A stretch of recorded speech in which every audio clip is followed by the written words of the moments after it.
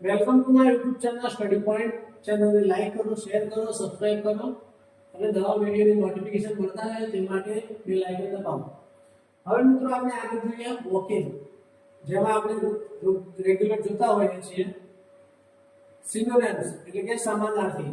તો એ જો પ્રથમ આપેલું છે જેટીસન. જેટીસન નો મતલબ થાય ત્યજી દેવું, ફેંકી દેવું અથવા છોડી દેવું.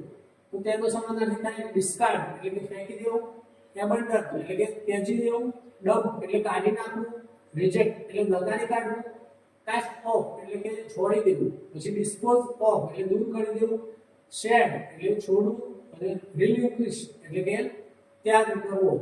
પછી આગળ જોઈએ ન્યુઅન્સ એટલે કે સૂક્ષ્મ તફાવત, નાનો અર્થભેદ, બારીક ભેદ. તો તેનો સમાનાર્થી છે સબટેલિટી, પછી એનો મતલબ થાય સૂક્ષ્મતા, પછી છે ડિસ્ટિંક્શન એટલે કે ભેદ, પછી શેડ એટલે ઝીણી છાયા, પછી છે રિફાઇનમેન્ટ એટલે કે બારીકી, પછી છે વેરિએશન એટલે કે ફેરફાર, ગ્રેડેશન એટલે ક્રમિક તફાવત, નાઇસિટી એટલે કે સૂક્ષ્મ મુદ્દો, પછી ફાઇન ડિસ્ટિંક્શન એટલે કે ઝીણો ભેદ.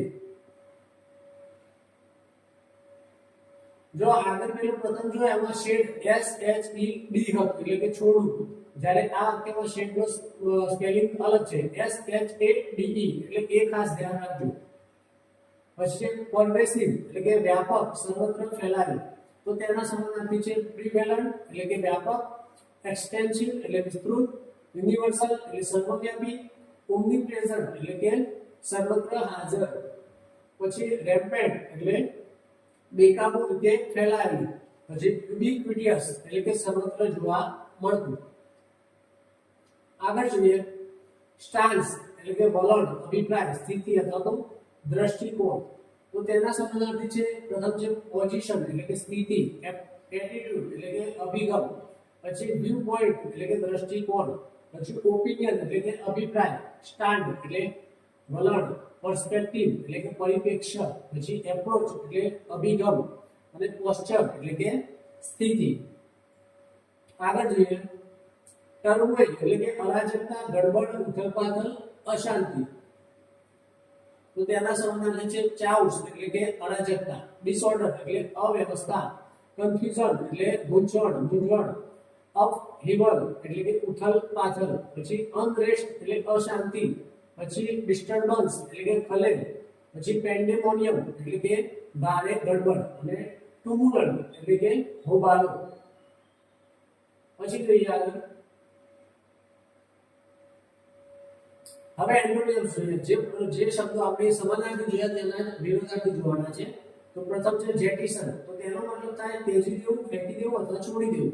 તો તેનો વિરોધી થાય જાળવી રાખવું. તો એનો મતલબ થાય છે રિટેન એટલે કે જાળવી રાખવું, પછી કીપ એટલે રાખવું, પછી પ્રિઝર્વ એટલે સાચવી રાખવું, મેન્ટેન એટલે જાળવવું, હોલ્ડ ઓન ટુ હોલ્ડ એટલે પકડવું એટલે કે પકડી રાખવું, પછી સ્ટોર એટલે કે સંગ્રહ કરવું, સેવ એટલે બચાવી રાખવું, કન્ઝર્વ એટલે સંરક્ષણ કરવું. પછી બીજો છે ન્યુઅન્સ એટલે કે સૂક્ષ્મ તફાવત, નાનો અર્થભેદ અથવા તો બારીક ભેદ. તો તેનો વિરોધી થાય સ્પષ્ટ, ક્લિયર એટલે કે ઓબ્વિયસનેસ એટલે સ્પષ્ટતા, પછી સિમ્પ્લિસિટી એટલે સરળતા, ડાયરેક્ટનેસ એટલે સીધા સરળપણું, પછી ક્લેરિટી એટલે સ્પષ્ટતા, પ્લેનનેસ એટલે કે સાદા, પછી કોર્સનેસ એટલે કે સ્થૂળતા.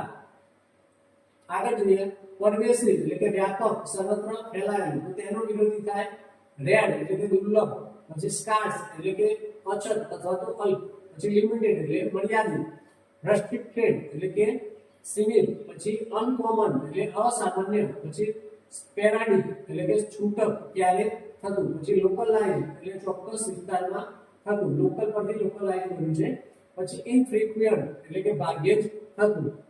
બીજા જોઈએ આગળ સ્ટાન્સ. સ્ટાન્સ એટલે કે વલણ, અભિપ્રાય, સ્થિતિ, દ્રષ્ટિકોણ.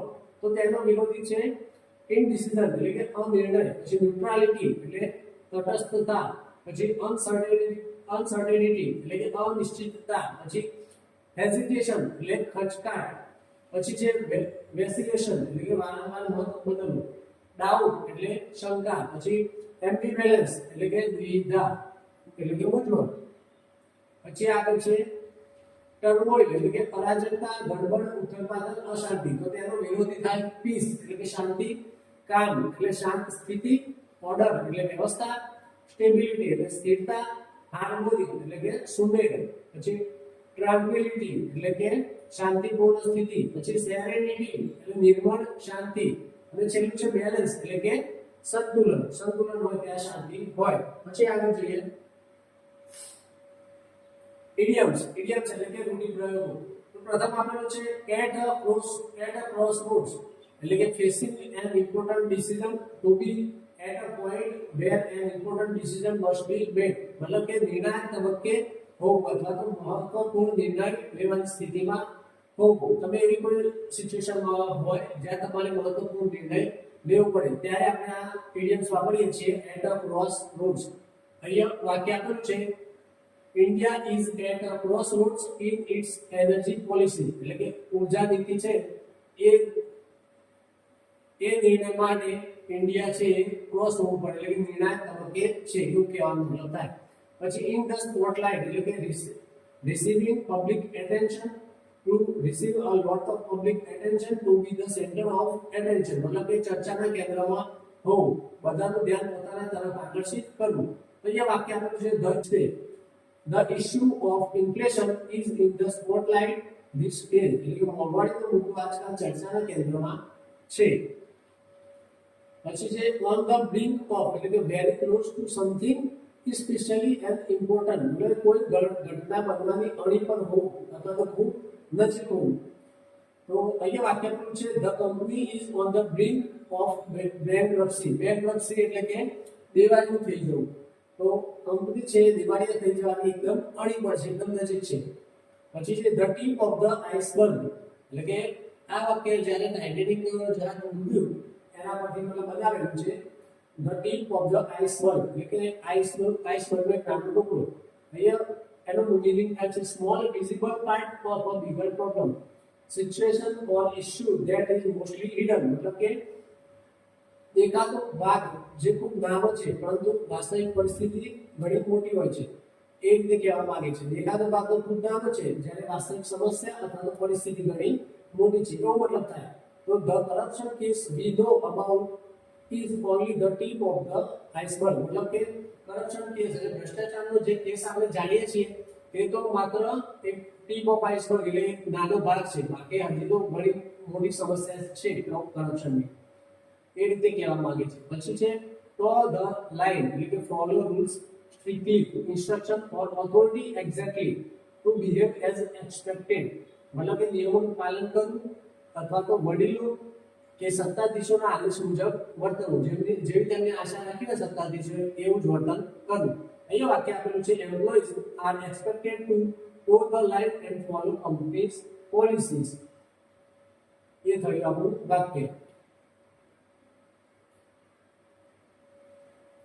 તો મિત્રો આપણે જોયા ઇડિયમ્સ, સિનોનિમ્સ અને એન્ટોનિમ્સ. હવે મળીશું નવા લેક્ચરમાં. ત્યાં સુધી ચેનલને લાઈક કરો, શેર કરો અને સબસ્ક્રાઇબ કરો. Thank you.